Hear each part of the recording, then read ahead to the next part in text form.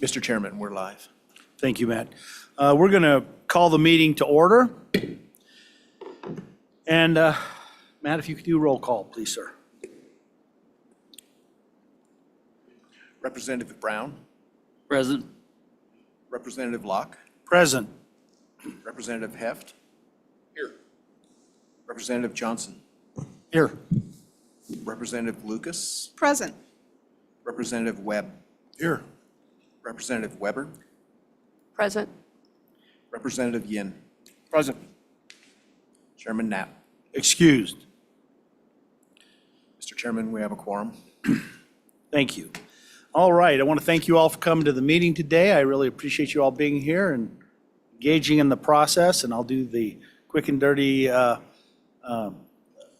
everybody, in terms of people following the rules, if you will. Please, no cell phones.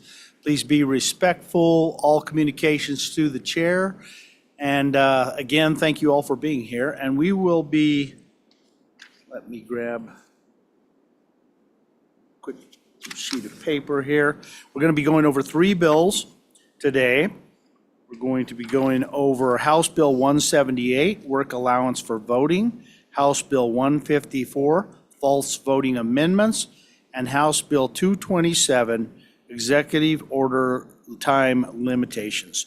And we will begin with House Bill 178, Work Allowance for Voting.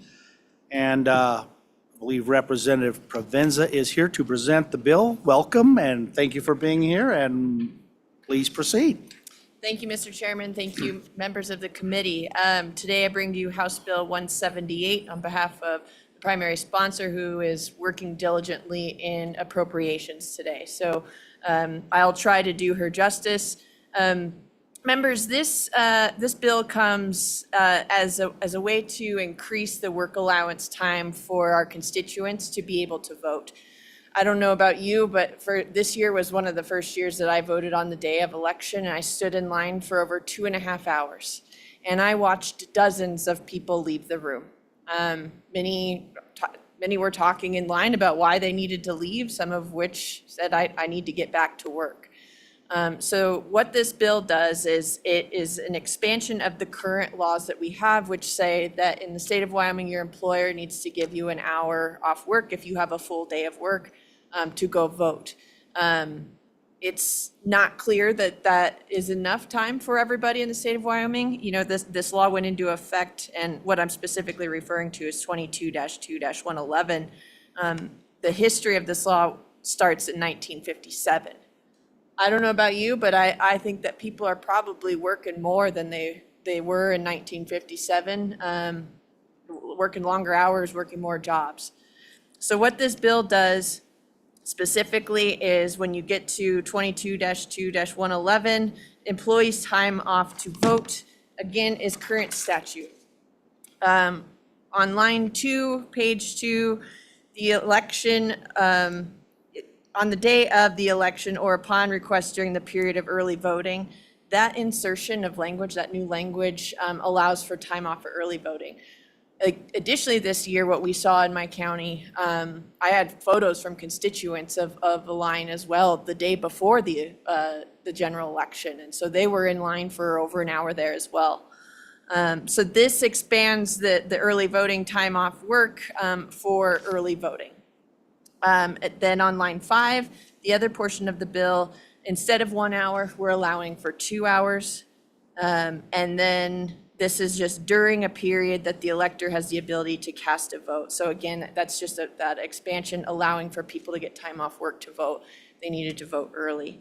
You know, that is the bill. You know, it's not 100 pages long. It's quick and easy. It's a good little bill, Mr. Chairman.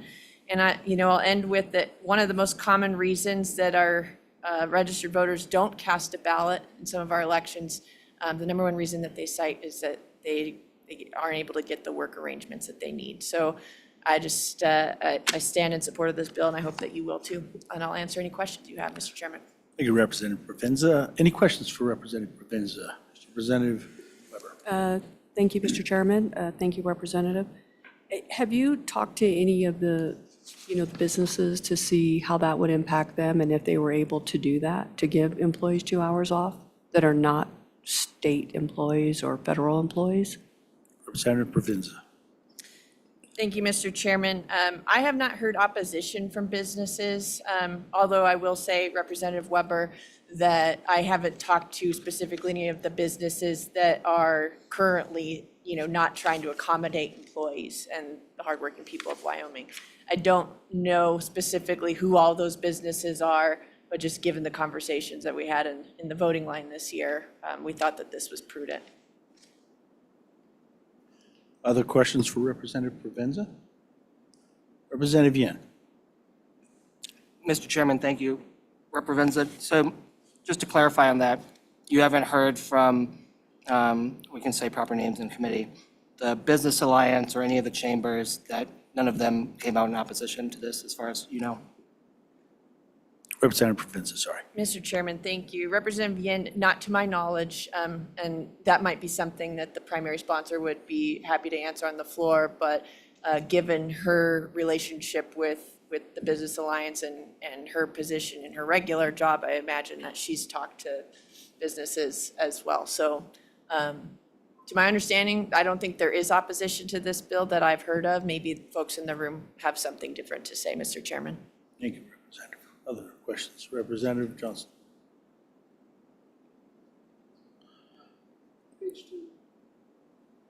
Sorry, page 2. Line 10, it says absenting himself. Such elector shall not, because of absenteeing himself, lose any pay. And I would like to strike, providing he actually casts his legal vote. I mean, sure, he's going to show up with the I voted thing, but I think we just take it that they went and voted. Would you have any qualms about that? Mr. Chair. Representative Provenza, sorry. Thank you, Mr. Chairman. at That is currently in statute, so I think it's up to the committee what you want to do with that. One thing I'll say is, if we're trying to weigh business interests in this, you might want to keep that in there for that effect. And voting information is public. I don't know if employers are going to be checking anybody's voter record to see if they did cast a ballot. I certainly appreciate the sentiment of trusting our workers. So I don't know that I'm opposed to that or not. I just want to make sure we keep the bill passable upstairs as well. Thank you, Representative. Other questions for Representative Provenza? Representative Lucas. Thank you, Mr. Chairman. Just comment, how would they approve it, other than maybe the I voted sticker? Representative Provenza. Thank you, Mr. Chairman.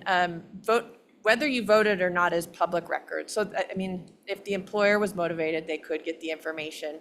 And I don't think that there's I haven't heard of any problems with the current statute as it is. I don't think, I haven't heard a worker come to me or anyone else saying, I had to get proof that I voted, other than the sticker. And yeah, so I don't know if it's an issue or not, but thank you, Mr. Chairman. Thank you, Representative. Other questions for Representative Provenza? Okay, thank you so much. Anyone else would like to speak on this bill? And we'll take whoever is interested.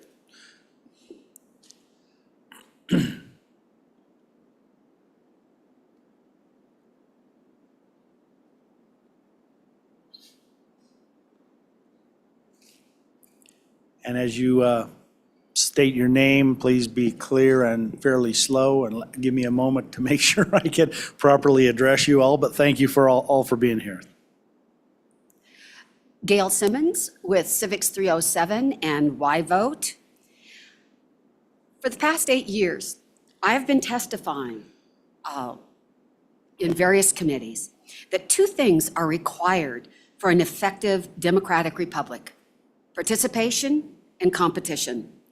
Of the 27, and I didn't say Mr. Chairman, sorry. It's fine. Mr. Chairman. You're good. Of the 27 election bills, only 1 encouraged greater competition. That failed in committee yesterday. This is the only one of the other 26 that is solely focused on encouraging participation in elections. The others, at best, have provisions to limit the harm caused by additional barriers. Most of those are fixing problems that do not exist, or the risk is so remote and the fix is out of proportion to the likelihood of occurrence. I am on and for this bill. I think this sends an absolutely great message to the state that we do want people to participate. I do want to address the question about proving that you've participated that was brought up. I spoke with Mary Langford, who represents the clerks, and she told me that they have had calls from employers to verify the employees have voted. They can verify if they have voted, but not when they have voted. And there is no issue with the clerks with that. And I stand for questions. Thank you. Questions for Ms. Simmons? Okay, seeing none. Thank you for that. Yes, ma'am, please. Thank you, Chairman, members of the committee. My name is Marissa Carpio. I'm the Policy Director for the Equality State Policy Center. We focus on fair elections and transparent government here in Wyoming. We are in strong support of this bill. We think that it is a step towards improving voter access. You may have heard complaints from me and others in this committee in particular about closing voter access, and we do believe that this bill would open it without changing any of the processes that we currently have. It simply removes a real-world barrier for many voters, many hard workers in industries with rigid schedules, things like healthcare, manufacturing, the service sector, places that could be also outside of the county seat, so that you need a little extra time to travel. According to the U.S. Census Bureau, a large reason for people not voting in the 2020 election was because they did not have enough time. And in the age groups 18 to 44, which is our workforce here in Wyoming, makes up a large portion of our workforce, that number increases and that reason jumps to the top. So we believe that House Bill 173 is a fair, common sense solution to open up voter access for our Wyomingites. And so we stand in support. And for any questions, thank you. Thank you. Any questions from Ms. Carpio? Seeing none, please. Thank you.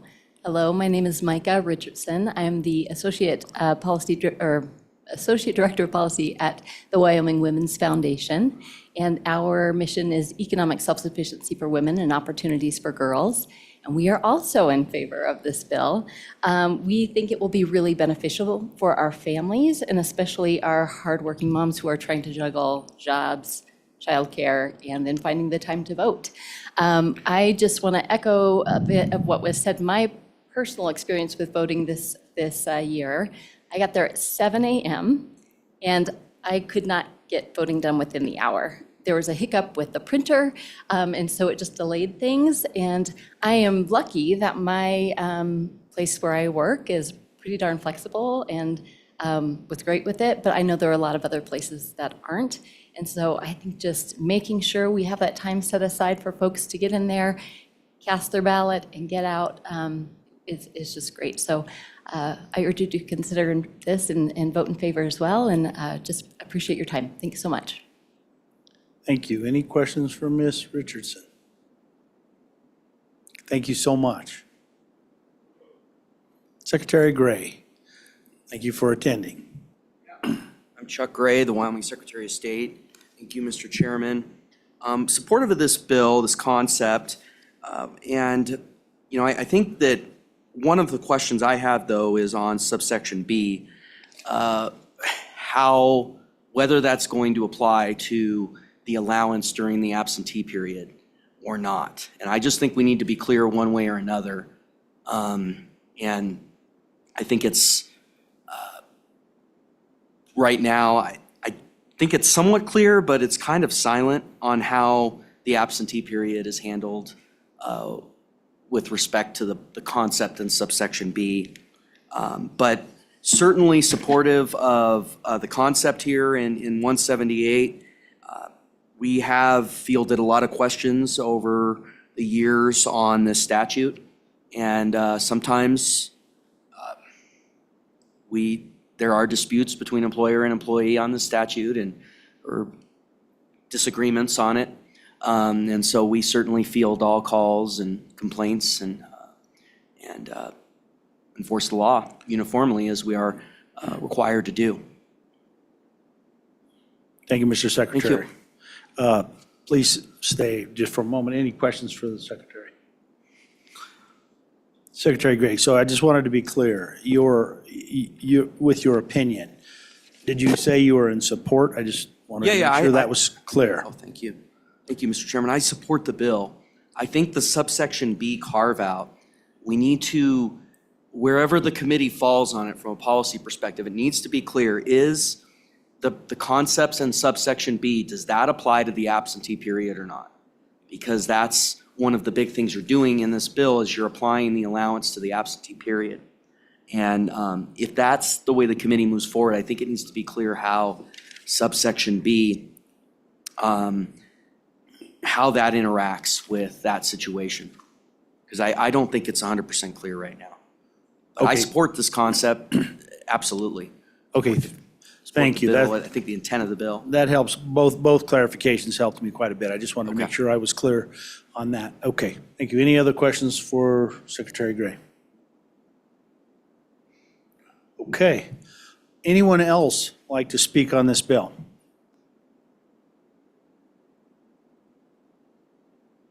Okay, well, that one, we will, anyone online? I'm sorry. Matt, I forgot to ask you. Mr. Chairman, we don't have anyone online either for this bill or the two others we'll consider this afternoon. Great, thank you. Okay, then we will close public comment and committee. What's your pleasure on the bill? Moved by Representative Johnson. Second? Did you second? Oh, sorry. Seconded by Representative Lucas. It's a little quiet over there, so I'm sorry, I didn't catch that very well. Committee, please, let's go ahead and work the bill, or questions, comments, or we can work the bill. Go ahead, Representative Brown. Just so everybody knows what I'm Excuse me. talking about.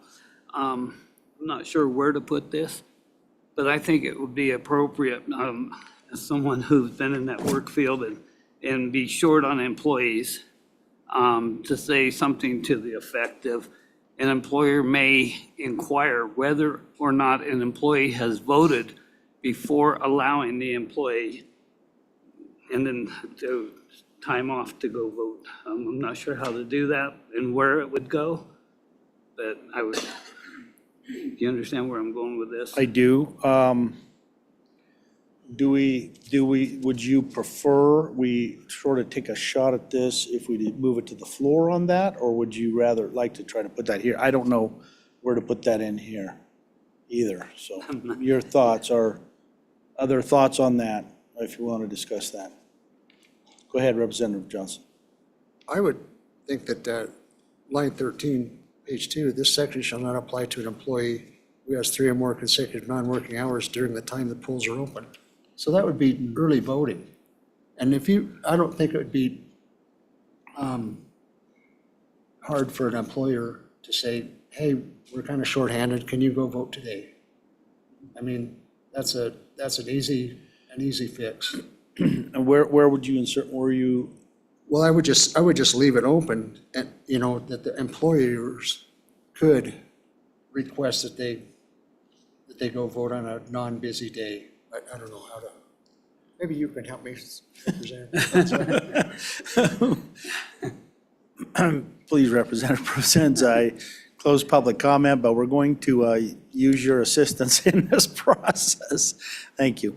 Representative Provenza. I will try my best, Mr. Chairman. Yeah, I mean, I think the chairman's recommendation about potentially looking at what can we do with an amendment before we get to committee of the whole would be more comfortable, just given we don't want to maybe make it awkward and then we're having a hard time explaining it. And I think we can work together on what can that look like if possible. I will say, if we remove this line on the day of the election, then I think you might be further restricting the expansion of the law to apply for early voting. Because then the employer could say, well, I'm going to give you time off on the last day, on the Tuesday in November. So I wouldn't worry about it that Tuesday in August. You'll get the time later, so you don't get to vote now. So people don't necessarily get to try and work to figure out how they can vote, right? So that would be my concern in restricting that. As part of the intent of the bill is to ensure that you can vote early and we're not scraping by to get voting at the last minute. Thank you. Okay, Representative Johnson. Well, line 2, page 1, it says, the election or upon request during the period of early voting. I mean, isn't that covered then? You would cover all your bases. And I think let's take a step back. In this case, let's discuss that at the committee. Sorry, Representative Presenter. I think it's better we do that. So, yeah, please take a look at that, and we can discuss the bill, but let me look at that real quickly. Sorry. Yeah, Representative Lucas. From an employer standpoint, we always have to figure out how we're going to cover for missing employees on election day. So it was kind of really neat if employees would go and vote early, although we couldn't really compel them to do that. But a lot of employees were amenable to doing that, and there's nothing in here that restricts that. And employers can even say, hey, we're going to be busy on November 5th. Could some of you vote early? I suppose they could compel them, but I don't know why they would. So that's just an observation. There's nothing in here that restricts that. Thank you. And let me just make sure for my own clarification. So you're saying that from that perspective, with that statement in there, we should be covered on early voting, given this freedom in early voting? Okay, perfect. Thank you. Other discussions and/or amendments that we want to do here? Representative Brown, I didn't want to cut you off on that, if that would be something simpler for you to pursue. Okay. I'm just trying to find a way to work with employers. That's all. Okay. So I'm in favor of the bill. So let's walk through just real quick, any other amendments to the bill as currently written? Since it's kind of one page, it's really just page 2. And I'm going to just take a quick look at paragraph B.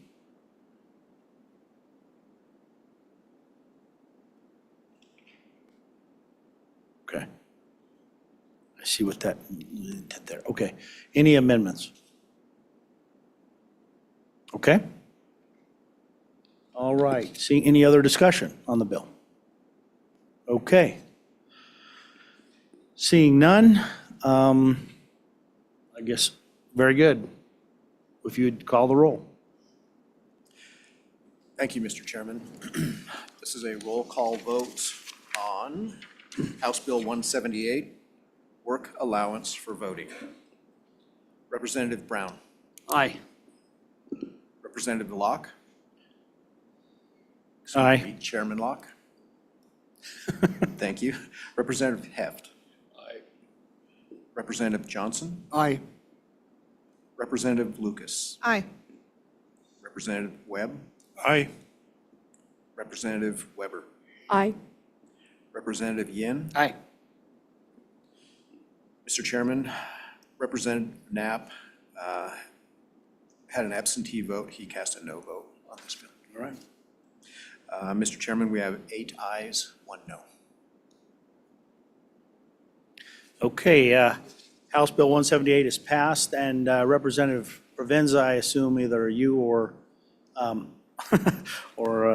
bringer of the bill will present. Thank you.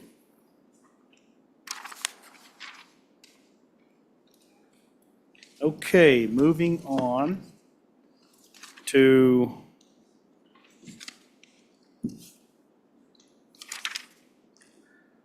House Bill 154, false voting amendments.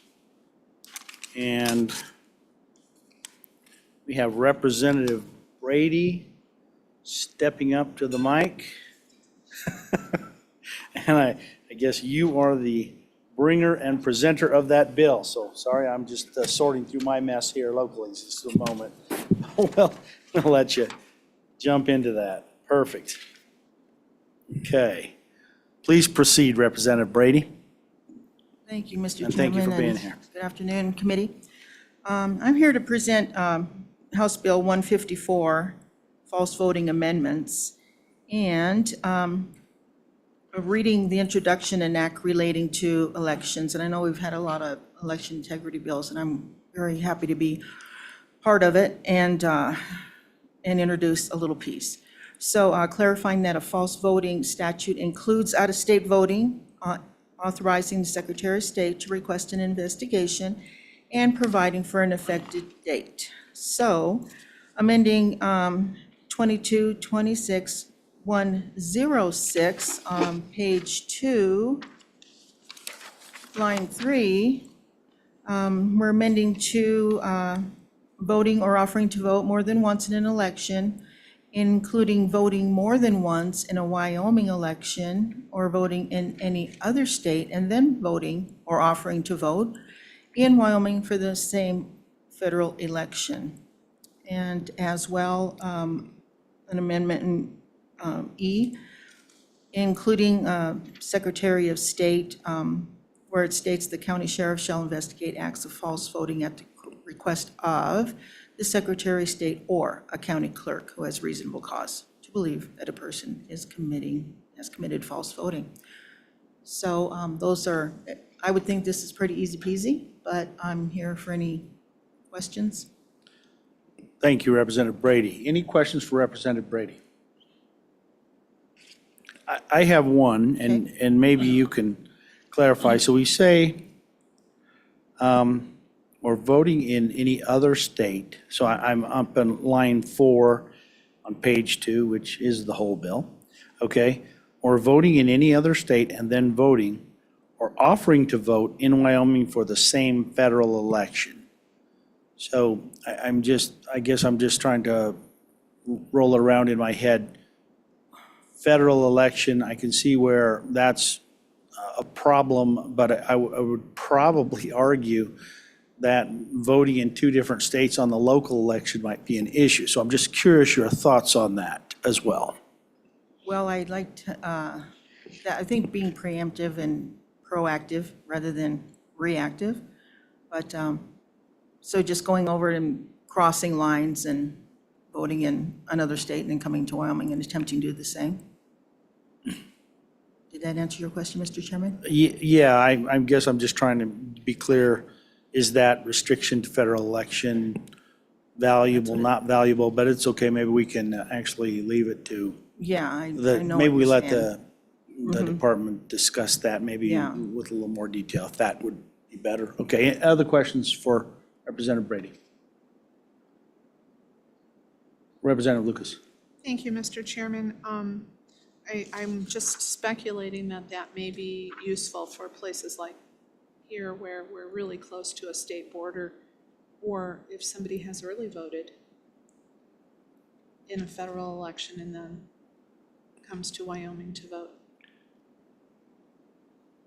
Well, I would not, oh, fair enough. That's a great point. Thank you, Representative Lucas. So, but any other questions for Representative Brady? Great. If we can have Secretary of State's office come up and give us some input on that. Thank you. Thank you, Mr. Chairman. Joe Mr. Rubino, Rubino. I'm the Policy Director and Counsel with the Secretary of State's office.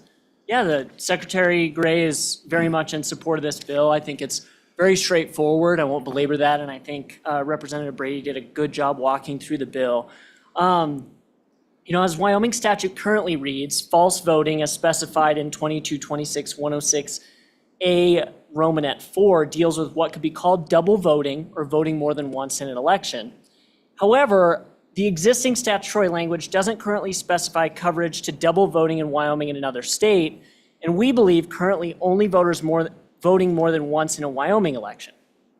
At best, I think the statute is currently unclear.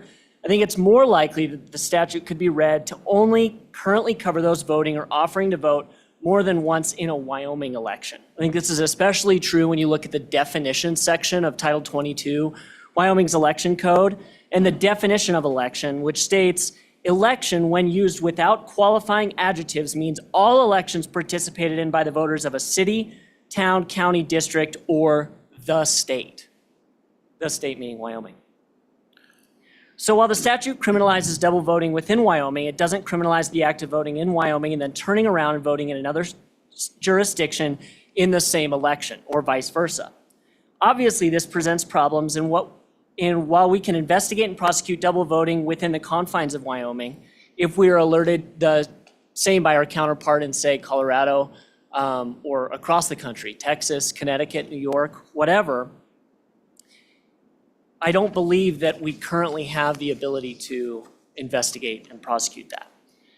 Essentially, what this bill does is it makes clear that double voting within the state as well as across state lines in the same election is a crime in Wyoming.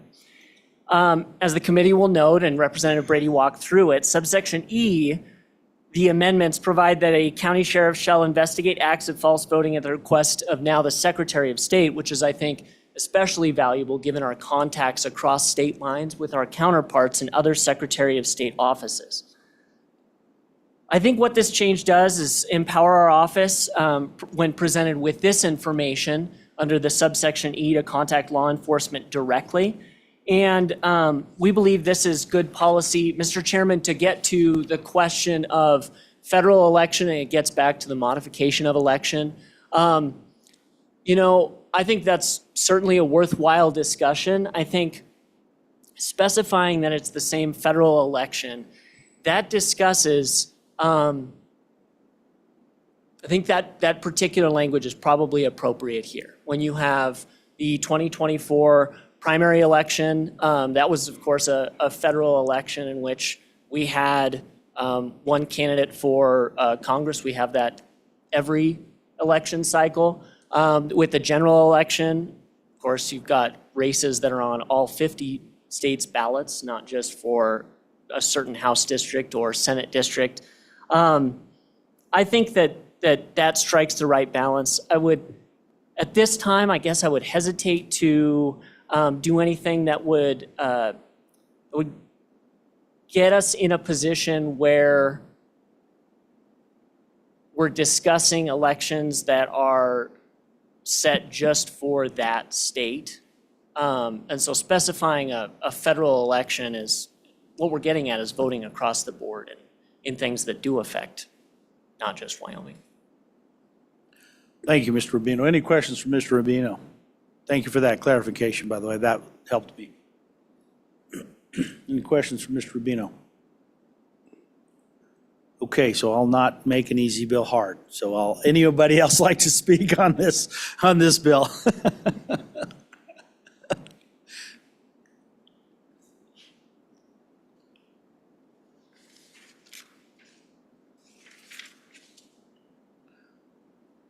Thank you, Ms. Simmons, please. Good morning, Chairman, again, in committee. I'm Gail Simmons with Civics 307 and Y Vote. Mr. Chairman, I wish we had a third option. I am on and neither for or against this bill because I find this bill unnecessary. But it does no harm if you pass it.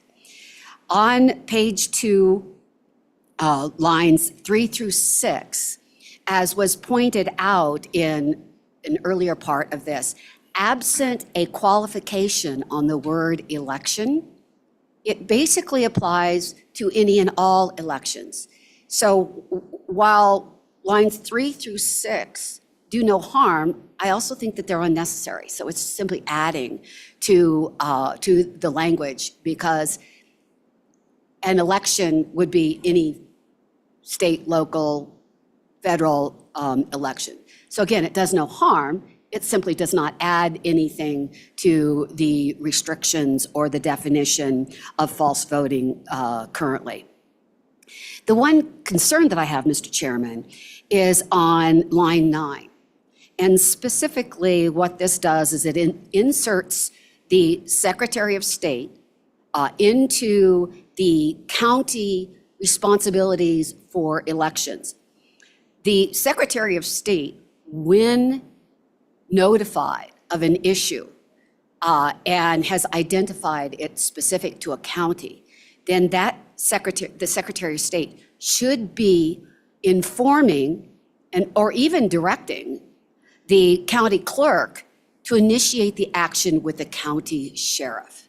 So the Secretary of State should be taking action from a legal perspective to the AG. The county clerk should be initiating action with the county sheriff. And so we saw that similarly in the example that was given of the individual that the Department of State notified the Secretary of State about the individual who was registered to vote in Campbell County, who had obtained a seemingly legitimate passport, but through a non-legitimate falsified birth certificate. So Secretary of State, the State Department on federal informed the state then informed the county, and the county took action. And that's actually the proper order at which this needs to be conveyed down. But again, none of this does any harm. It simply does not add to the restrictions or the actions that it would be. So if you pass it, it does no harm. If you fail it, it does no harm. You have 534 bills already. I'm thinking that there are some that are critically needed, and you are going to run out of time. Thank you, And I Ms. stand for Simmons. questions. Any questions? Ms. Simmons? Thank you so much. Appreciate that. Okay, anyone else like to speak on this bill? All right, if not, let's, Mr. Rubino, question for you before I stop public comment. Thank you, Mr. Rubino. Representative Brown, please. Thank you, Mr. Chairman.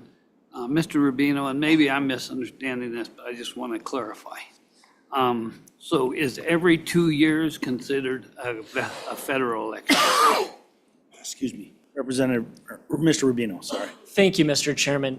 Yes, in Wyoming, every 2 years, we don't have a presidential election, but we do have a federal election for Congress every 2 years. And then, of course, staggered for when our US Senate terms come up every 6 years. So but yeah, every 2 years. I just wanted to clarify that. Thank you.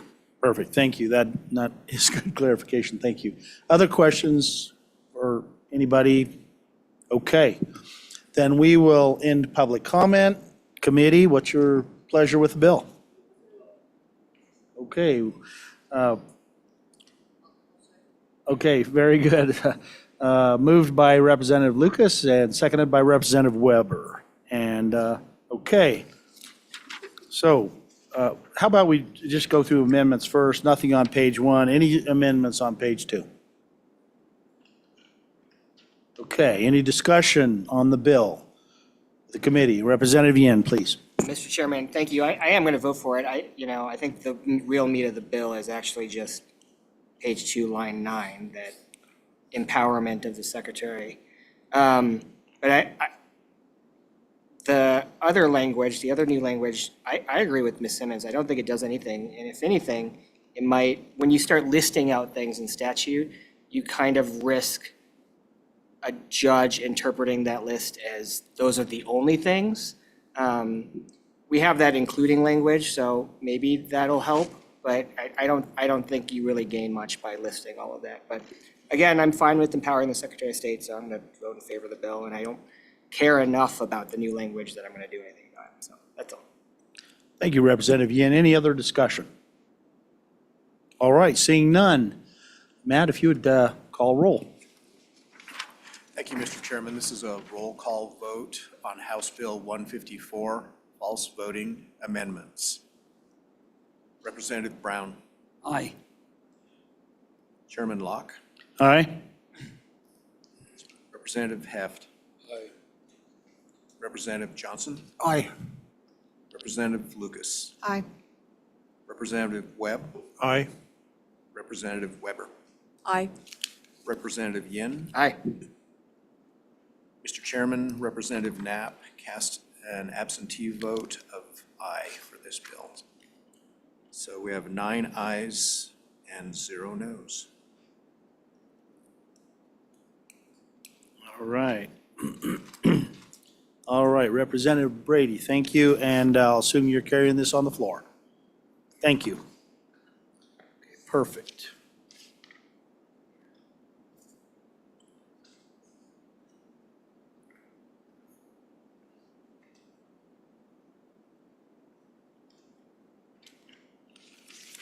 Excuse me. All right, we will move on to House Bill 227.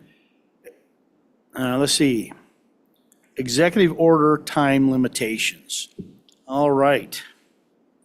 Representative Angelos, thank you so much for being here. And as you get settled, please proceed with the description of the bill. Thank you. Mr. Chairman, Committee, today I bring to you House Bill 227, Executive Order Time Limitations, and it is exactly that. So basically, this is an administrative cleanup bill, if you would. This will sunset all executive orders after a governor leaves office within 30 days. Of course, it's really simple as you look through it, and I'll go through it in a minute, but I want to explain. Newly elected governors can extend those prior executive orders if they need to or want to, but this will ensure an actual expiration date. And the reason why is currently there is no requirement for executive orders in the state to go on, to undergo administrative procedure. And 12 other states, they have different requirements for orders for executive orders to go underneath that administrative procedure, which controls how they're formed, enacted, and then if they sunset. Wyoming's executive orders eventually become obsolete. They just don't expire. So the last time obsolete executive orders were rescinded was in April of 2011. And it was by an executive order, and 197 of them were just obsolete, and they were executive ordered off between 1969 and 2009. So all of our executive orders from 2011 until current are still on the books. And so with that, this will add Wyoming statute 91225, and it's created, and it's very small, but it just reads, unless the governor issues an executive order extending a lawfully issued executive order, so that extension from a prior administration, executive orders issued by the governor of the state shall expire at the end of the governor's term or within 30 days after the governor leaves office, whichever is sooner. And no executive order shall be effective for longer than 30 days after the governor issues it. So and the act applies to any executive order issued on or after July 1st. So is there any questions? Okay, any question for Representative Angelos? Representative Yin. Mr. Chairman, thank you. Representative Angelos, I think I've discussed this with you, but I am supportive generally. But my only concern is the re-election of a governor, and then they have to reorder their previous executive orders if they wanted to continue them. That feels a little like unnecessary bureaucracy for me. I'm very comfortable with it expiring at the end of their actual, after they leave office. But would you be open to the amendment of striking at the end of the governor's term portion? So it's only 30 days after the governor leaves office. Excuse me. Representative Chairman. Angelos. Yeah, that could be kind of clunky language. I have no I think that was the intent. I mean, I don't know if they would read it that way if they had consecutive terms, because it's still the same one, but I don't have a problem with that at all. So, sorry, just clarification on my side. That sounds like a friendly amendment to you, or That definitely sounds like a friendly amendment. I think the intent is, especially if you have governors with consecutive terms, they're going to probably have the same executive orders that carry through. And I think you kind of see that with, in more recently, governors kind of, they are writing a lot of policy or their policy agenda within executive orders. So I take that as very friendly. Okay, thank you. Other questions for Representative Angelos? Representative Lucas. Thank you, Mr. Chairman. Representative Angelos, thank you very much for your time on this. What do you envision would happen with all of these EOs that have been issued since April of 2011? Because they're not going to go away with this bill. Representative Angelos. Yeah, I can see that. And I think I think that is something that was kind of overlooked, that we probably need to address the Section 2 on that. I don't care if it goes into effect on July 1st, but I think it should cover. And I don't know exactly what wording we want to do. Maybe I need to bring an amendment on the floor. But yeah, great. Thank you. Other questions for Representative Angelos? Representative Johnson. Yes, thank you, Mr. Chairman. Representative Angelo, it was a executive order banning firearms in state vehicles. This was several years ago. It was early 2006 or so. And my question is that stayed on the books. There was a recent incident where 3 women were in a state vehicle in the wilds of Wyoming with no help in sight. And their cell phone service wasn't working. They ended up avoiding the perpetrator for about 45 minutes until they got help, but. Try to stay on this bill. Okay, let's say. well, I Yeah, just think but that's an example. that's an example of what we need to get rid of. Thank you. Thank you. So I don't know if you have a comment on that. I think that this would address that issue, or could potentially address that issue in the future. Potential amendment. Thank you, Mr. Speaker. Thank you. Other questions for Representative Angelos? Yeah, Representative Lucas. Thank you, Mr. Chairman. Representative Angelos, do you know, is there a list of executive orders? Representative Angelos. Looks like you're prepared. You're Mr. flipping Chairman, pages. I do have a list. Currently, there is 32 on the books, as I said. There was, I would say this is probably, there was 197 on the books prior to 2011, and there is 32 current. Whether some of them are obsolete, but there are 32 current, so, yeah. Thank you. Okay. Okay. Other questions? Representative Yan. Mr. Chairman, just for some elucidation for the committee, Corporations Interim had a bill to establish a repository of executive orders, because right now you really can't keep track. The governor's the only one who actually has a website that lists all their executive orders. So we had a bill to make sure that there actually is a place to do it. It's still in the speaker's drawer, so I might ask him to give it to us, because it would be a very good bill for us to know, and the public to know, what executive orders are in place. Thank you, Representative Yan. I think that is probably a good thought, actually. Appreciate that. Other questions? All right. Anybody else like to speak on this bill? Great. Thank you, Representative Angelos. I appreciate that.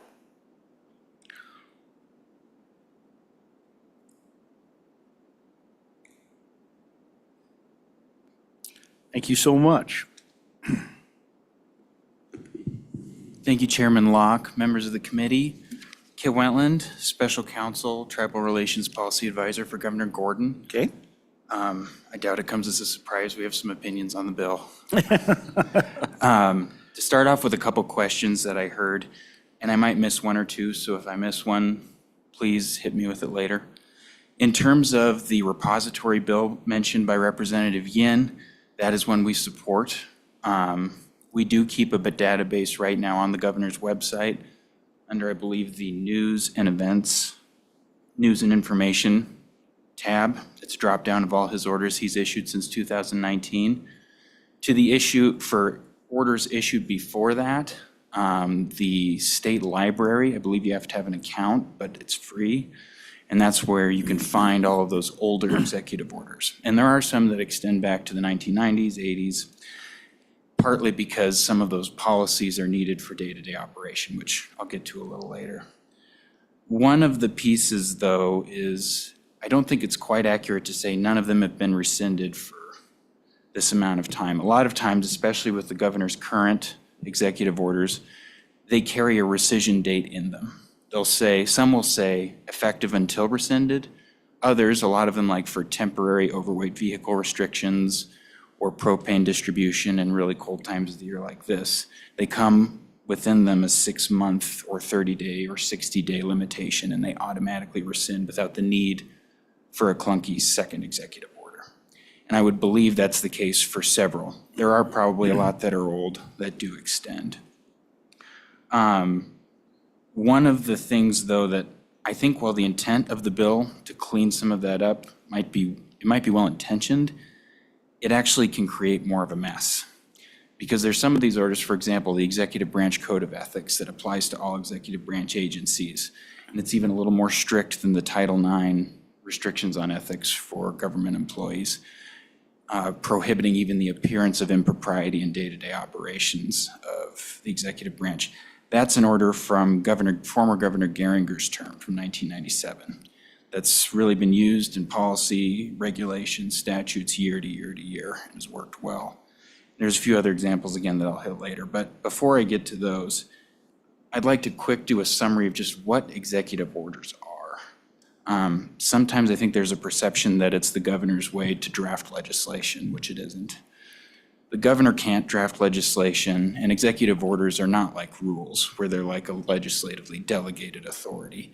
It's an expression of his inherent authority under the Constitution to direct state agency action. To say, directors, pursue this administrative function we've been given under statute this way. In short, it's just the most formal and official manner he can use to direct his inherent legal authority over executive branch agencies, but he cannot add to statutes or rules with them. Some examples would be his ban on the use of TikTok on state devices. He can create unpaid advisory councils or task forces that have no legislative ability and can't spend any money. For example, the Semi-Quincentennial Task Force that's looking at how to celebrate the nation's 250th anniversary. Foreign travel approval procedures, the governor recently did those. Any state employee that wants to travel across to another country has to go through an extensive approval process all the way up to our office, as well as the ethics order. In terms of executive orders that affect more than the management and direction of state agencies, where it's like more than the governor directing employees on how to do something, those can only happen with express statutory provisions. For example, overweight, he can waive the requirements on weight restrictions for semis or for the delivery of propane. And the only reason he can do that is because there's federal statutes granting the state the authority, which they've done in state statutes, for the governor to do that in an emergency for only a short amount of time. Another example would be declarations of emergency, for example, the fires this summer. The reason he can do that is because Title 19 under the Homeland Security statutes allows him to promulgate those executive orders. And they're part of what helped him get federal funding for areas like where I'm from, Sheridan County, where it was really needed this summer. The problem with having an automatic cutoff date at the end of each term or at the end of 30 days after a governor leaves office is several of these orders, you need to have them in place year to year to year to year. One of those examples are the ethics, the employee's ethics EO, the anti-discrimination policy, it's been in effect since 2000, the workplace violence policy, it's been in effect since 2001, as well as sage grouse. That's an order where if we don't have a state plan in place through that mechanism, that's how you get somebody like BLM or the Department of Interior coming in to say, we'll impose our plan, which is even worse for Wyoming citizens. We support, as was mentioned earlier, the repository of EOs. Citizens should know what all EOs are out there. They should have them easily accessible and understand what they say. There's no qualms about that. But in terms of the rescission policy, there's another thing here, which is the governor's executive order ability is modeled after the president's executive order authority. And at the presidential level, they don't have a time limitation either. And that's partly, I believe, a separation of powers issue, because the executive order authority is a creature of the governor's inherent authority under the Constitution. The governor also, if an executive order is problematic, since it's his order, he can rescind it at any time with the stroke of a pen. And he has done that in his term several times. And a lot of these, like I said before, they automatically go away based on the terms of the order themselves. So with that, I'd just like to close with, while we appreciate the effort, we do think starting to put time limits and saying the governor can only do this kind of executive order and he can't express it this way, that does get into separation of powers zones where the governor has the inherent authority under, I believe it's Article 1, Section 4, to do this. And once we start getting into that territory, I think we can, there's a back and forth over where the line is, but we might be crossing it with this. With that, I'm happy to stand for any questions. Sorry. And I'm sorry, your last name, I apologize. Wentland, Wentland. Mr. Chairman. Sorry about that. I wrote it down wrong, and then I thought, oh boy, sorry about that. I apologize. Questions for Mr. Wentland? Representative Brown. Thank you for being here. Excuse me. Thank you, Mr. Chairman. Thank you for being here, Ms. Wynn. My question is, on these executive orders that you were saying need to be in place, wouldn't it be a way to tell the legislature that they need to be permanent, and then bring a bill to the legislature to see if they agree with that, rather than just saying, we're going to hold those executive orders in place, work with the legislature to make those permanent? Mr. Wentland. Chairman Locke, Representative Brown, I think the governor is always willing to collaborate with the legislature, but when it comes to separation of powers, as the legislature obviously will jealously guard the authority that it has to draft laws, the governor's office, the executive branch, when it comes to executive orders, they're not a creature of statute, which is why when it comes to, for example, these ethics rules, that's the governor directing his agency directors like he would do every day. So if he has a cabinet meeting, he wouldn't bring all the results of the cabinet meeting to management council or the legislature to say, do you approve of X? Because that's within his authority under the executive branch. Representative Brown. Thank you, Mr. Chairman. I understand that the governor has the right to make the executive order. I understand that it's important for him to have that ability. My point is, beyond his term of office, if he feels that that needs to be something that needs to go beyond his term of office, then work with the legislature at that point to make that more permanent, rather than just rely on the fact that it's going to be held in place until it's rescinded. Mr. Wentland. Chairman Locke, Representative Brown, while I can see where you're coming from, I think it brings up the same issue.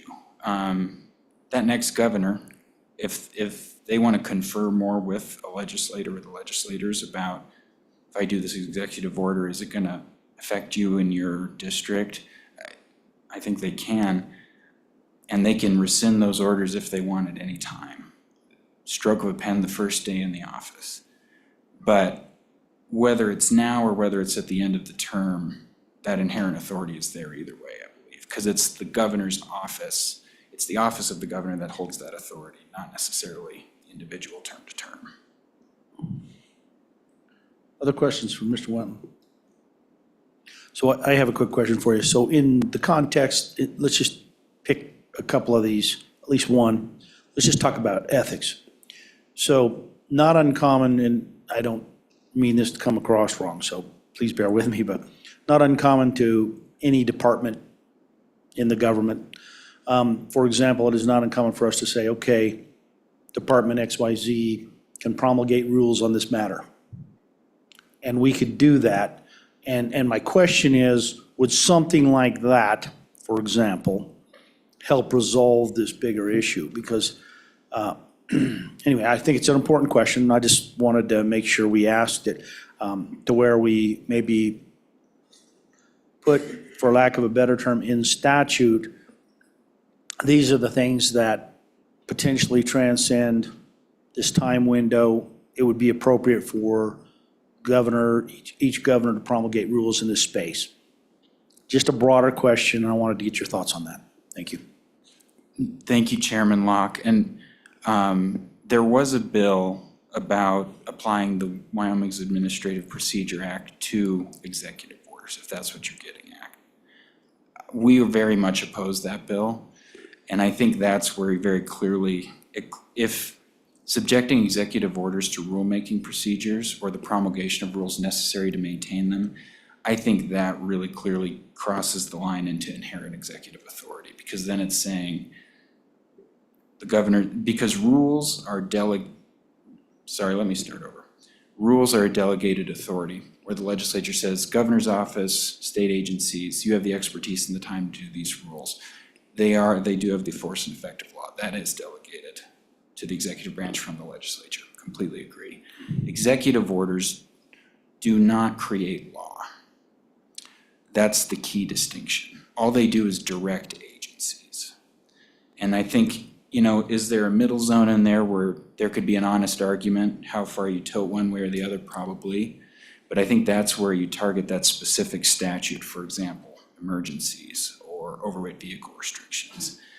When it comes to all executive orders, all of them subject to rulemaking authority, I think it's like comparing apples and oranges, because executive orders come from the governor himself. They're not a statutory grant of power.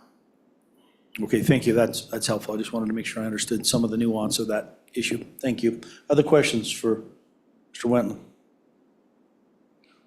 All right. All right, thank you so much. Thank you. Anybody else want to speak on this topic? Okay, fair enough. Anyone online? I'm sorry. Matt, I always forget to ask.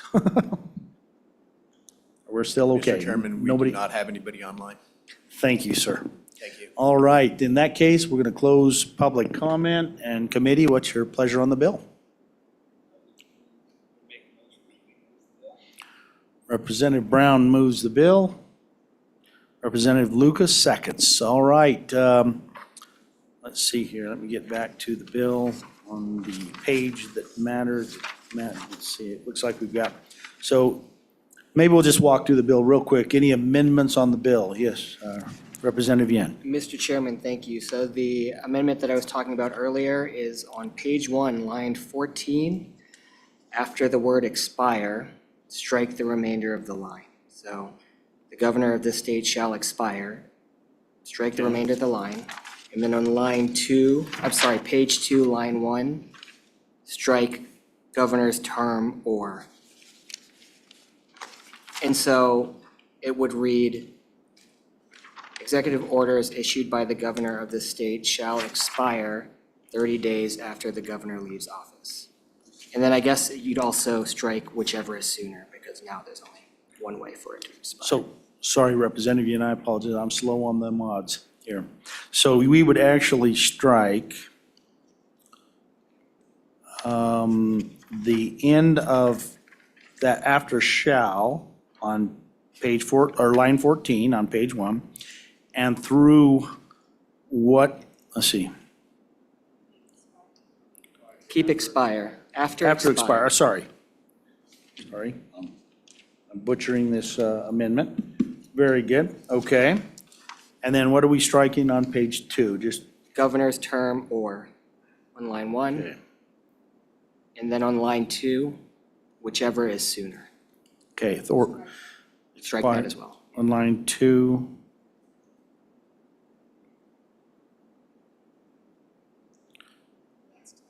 And we strike, and sorry, we're striking exactly, I'm just a hair behind taking notes. We strike this middle piece right here. I see, perfect. Okay, got it. Sorry, I'm slow on the uptake on the amendment. Very good. All right, it's been moved, the amendment's been moved. Committee? Please, a second, if some, okay, Representative Lucas. All right, okay, so everybody understands the amendment?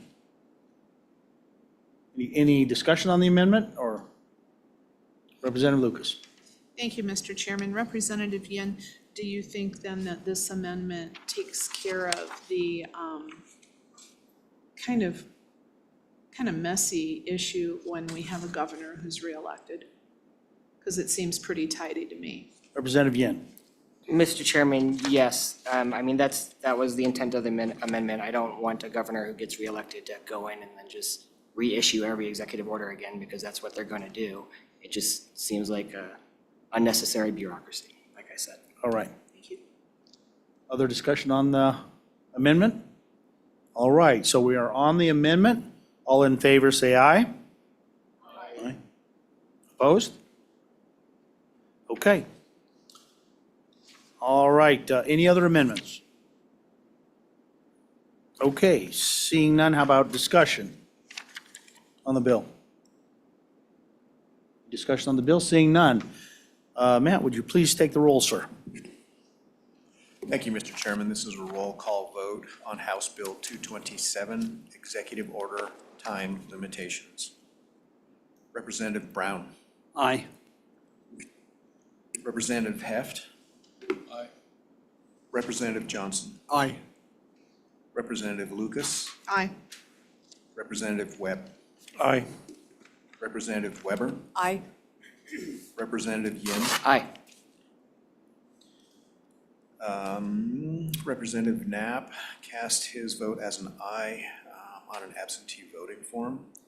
And Chairman Locke. Aye. Excuse me, too loud there. Mr. Chairman, you have 9 ayes, 0 noes. I never really listened to that exact phrase before, but it's kind of funny. I have 9 ayes and 0 noes. Okay, well, sorry, just a little bad comedy in the room today. I apologize to everyone. I always say that I'm not sure what happens when the chairman breaks decorum, so, which I have done, so I will apologize to all present and listening, so, okay. Any other discussion here in the committee side? Anything else we need to go over? Very good. Thank you so much, everyone, for coming. I really do appreciate it, and thank you, and Representative Angelos, I assume you'll carry this on the floor, and the meeting is adjourned.